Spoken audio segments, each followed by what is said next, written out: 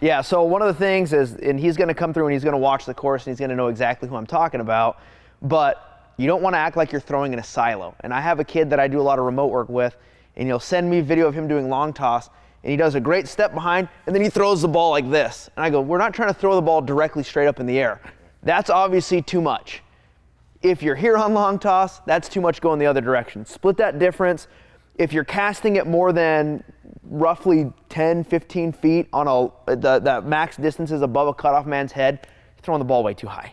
Yeah. You know, would you agree with that? I would agree. Yeah, I would agree. I think one of the things you could think about, I think it's an advantage, one kind of advantage for a player that could be in the north, is in the off season you're throwing in a cage probably. You're not finding the distance that far where you can map out. You could even measure, you know, put a piece of tape up there and know, okay, you know, this is 20 feet above. I got to stay in there because if I go over there, that's a fly ball. So there's a way in which you can, you know, kind of get athletes used to this. Like, this is the thing. We want them to be proficient in not only using the app and taking care of their arm, but we also want them to really dial in how to make the right mechanical throws and moves. And so we talk about this too. You know, when you get to a watch, and we have this mapped out on this, when we have a watch, okay, we got the handout that comes with the course that's going to tell you we have to start reducing, okay, the time at least, okay?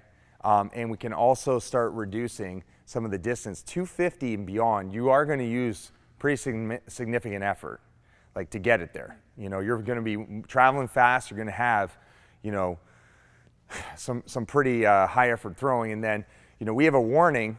That alert is magenta on the app, okay? We have lots of courses.